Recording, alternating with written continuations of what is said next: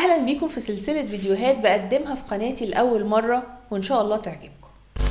في السلسلة دي هاخدكم معايا لعالم مثير وغامض، ونشوف هنا حكايات من الواقع والغاز حيرت العالم، في منها اللي وصلوا الحل ليه ومنها اللي لحد اللحظة دي ما قدروش يلاقوا تفسير ليه. فلو ما كنتش مشترك في القناة اشترك دلوقتي حالا واستعد لجرعة عالية جدا من الأدرينالين. خففوا الأنوار وحضروا الفشار، وما تنسوش تضغطوا على زرار السبسكرايب وزرار الإشعارات، ويلا بينا نشوف ونسمع حصل ايه.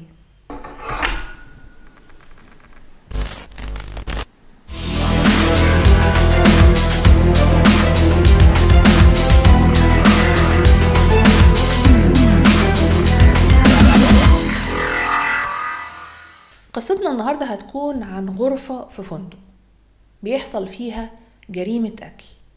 عارفين كده الغرفة 207؟ أي حاجة شبهها كده. الغرفة دي شافت جريمة بشعة ومرعبة، جريمة من غير مجرم ولا أدلة ولا مشتبه فيهم، ولحد اللحظة اللي أنا بكلمكم فيها دي البوليس ما قدرش يوصل لمرتكب الجريمة ولا حتى متأكد من اسم الضحية. بصوا مش هنضيع وقت ويلا بينا على طول نشوف القصة من أولها. الزمان 2 يناير سنة 1935، الساعة تقريبا 2 الظهر. المكان فندق بريزيدنت الموجود في مدينة كنساس الأمريكية. بيدخل الفندق شاب في العشرينات، شكله كويس ولابس كويس، وبيطلب من موظف الاستقبال إن هو يحجز له غرفة في دور عالي ما تكونش بتطل على الشارع وتكون معزولة بقدر الإمكان. الموظف حقق له طلبه وحجز له غرفة بالمواصفات اللي هو طلبها. كانت الغرفة رقم 1046. الحجز كان باسم رونالد تي أوين. بيطلع رونالد أوضته وما معهوش شنط، ما معهوش بس غير مشط وفرشة سنان ومعجون سنان. بعد الظهر بتدخل منظفة الغرف عشان تنظف الأوضة، وبتفتح الباب وتلاقي مشهد غريب جدا. الأوضة كانت مظلمة خالص يا جماعة، ما كانش فيها غير نور مصباح صغير اللي هو جنب السرير، وكان رونالد قاعد بالرغم من ان محدش شافه وهو طالع، ولكن كان قاعد على كرسي في الكورنر في الضلمة. وعلى حسب شهادة المنظفة قالت ان هو كان بادي عليه علامات التوتر والقلق، لدرجة ان منظفة الغرف قالت له طب اجيلك وقت تاني؟ قال لها لا كملي. وفي اثناء ما هي بتنظف الغرفة استعد رونالد للخروج، وهو خارج قال لها تسيب الباب مفتوح عشان مستني زيارة من واحد صاحبه.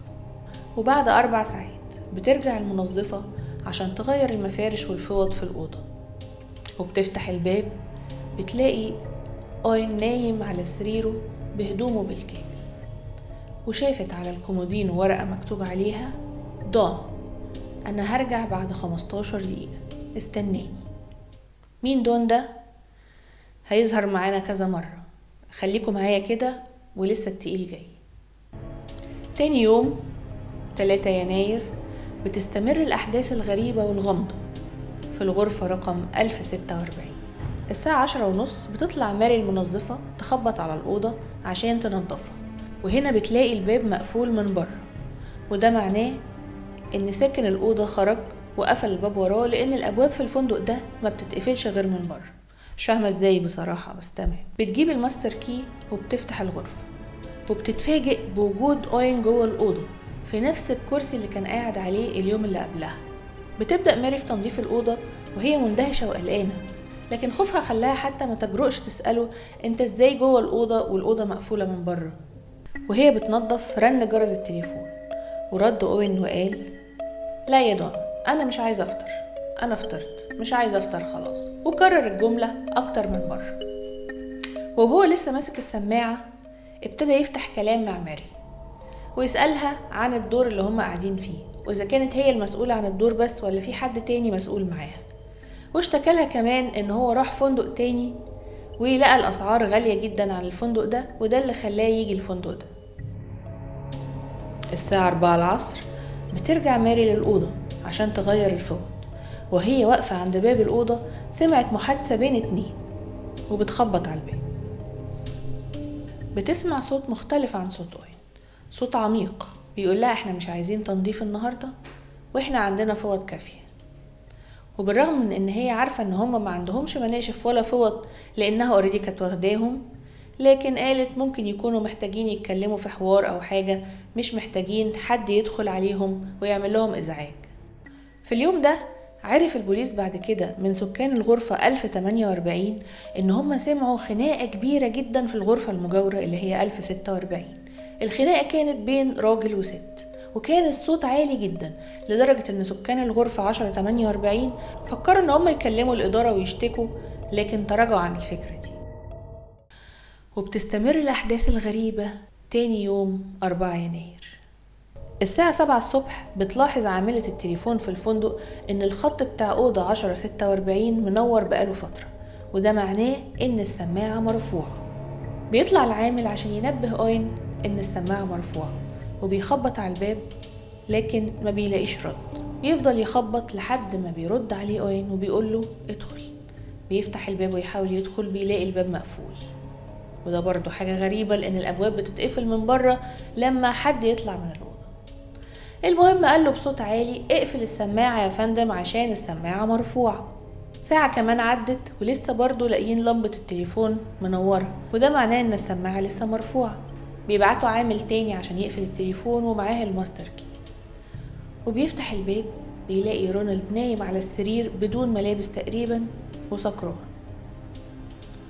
وعلى الضوء الخافت اللي جاي من الطرقة بيلمح العامل بقع غامقة على السرير وما بيفهمش ايه هي، وبيقفل سماعة التليفون وبيطلع من الأوضة. طبعا هنا أنا مش فاهمة ازاي العامل يلاقي واحد نايم بالوضع ده وفي بقع غامقة على السرير وما بيردش على التليفون وسايب السماعة مرفوعة وما بينزلش يقول للإدارة يا جماعة ما تشوفوا الراجل في ايه ماله. هو اكتفى بس ان هو حط سماعة التليفون ومشي، يعني كبر دماغه من الآخر. المهم خلينا مع بعض في الأحداث ونشوف ايه اللي هيحصل. الساعة 10:30 صباحا برضو بيلاقوا السماعة مرفوعة، فبيفتحوا الأوضة تاني، لكن المرة دي الصدمة كانت أكبر من قدرة العامل على الاحتمال. كأن كان في مسبحة في الأوضة يا جماعة، الدم كان مغرق كل حتة. لقى رونالد نايم على ركبه وجسمه كله طعنات ودم، ملايات السراير مرقانة دم، وكذلك السجاجيد والحيطان وكل حتة. بيجري على رونالد عشان يشوفه وبيلاقيه لسه عايش، وبينزل على الإدارة اللي بلغوا البوليس بالأحداث اللي حصلت دي. جه البوليس واكتشف ان اوين اتعرض لتعذيب شديد، واتربطت رجله ودراعاته ورقبته بالسلك التليفون، وكمان اتطعن في صدره طعنات كتير، وكانت حالته حرجة جدا، ولكن كان ساعتها لسه قادر يتكلم. لما سألوه ايه اللي حصل قال لهم لا مفيش حاجة، مفيش شبهة جنائية، انا كنت في الحمام ووقعت اتكعبلت واتعورت. طبعا كلام غريب جدا، ازاي واحد خلاص على مشارف الموت وخلاص بيطلع في الروح ومش قادر حتى يقول مين اللي عمل فيه كده. وبالفعل بيموت رونالد في المستشفى. وبيفتش البوليس الأوضة تفتيش تام، ولكن ما بيوصلوش لأي حاجة غير 4 بصمات لقوها على سماعة التليفون، لكن حتى ما قدروش يوصلوا لأصحاب البصمات دي. وتخيلوا بقى ان الشرطة ما لقتش في سجلاتها حد باسم رونالد تي اوين من لوس أنجلوس، حتى دوروا على واحد اسمه دون اللي هو كان كاتب اسمه في الورقة وملقوش برضو حد بالأوصاف دي. وفي أول مارس تلقت دار الدفن مكالمة من شخص بيطلب منهم ان هم يأجلوا دفن الجثة لأنه هيبعت لهم فلوس عشان يعملوا له جنازة تليق بيه.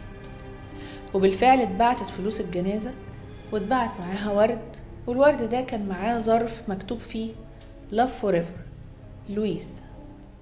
مين لويس دي بقى؟ الله أعلم. وبعد سنة تقريبا يا جماعة من الأحداث دي كان في واحدة ست بتقرأ الجورنال وبالصدفة قرأت مقالة عن الجريمة دي، واتفاجأت ان الضحية يبقى ابنها اللي سافر من فترة لأمريكا وكان بيراسلها باستمرار. وبعد فترة اتقطعت الجوابات، غير من جواب أو 2. قالت بعد كده ان لهجته فيهم كانت متغيرة، كانت رسمي قوي، وكمان كانت مكتوبة بالآلة الكاتبة اللي ابنها ما كانش بيعرف يكتب بيها أصلا، وكان متعود قبل كده انه يبعت لها جوابات بخط ايده. واكتشفت ان الرسائل دي مبعوثة بعد تاريخ الوفاة، يعني كان في حد بيحاول يطمنها إن ابنها لسه عايش بعد ما اتقتل. ابنها كان اسمه أرتمس أوجليتري، كان تقريبا عنده ساعتها 17-18 سنة. واتقفلت القضية على كده، قيدت ضد مجهول، لا عارفين مين اللي قتل ولا قتل ليه ولا في أدلة ولا أي حاجة. ولحد اللحظة دي تعتبر دي من أكتر الجرائم الغامضة اللي حصلت في تاريخ الولايات المتحدة ويمكن في العالم كله. اكتبولي في الكومنتات ايه رأيكم في القضية دي، وتتوقعوا هل هي أسباب عاطفية ولا أسباب انتقامية ولا ايه بالظبط. واشوفكم الفيديو الجاي مع قضية جديدة.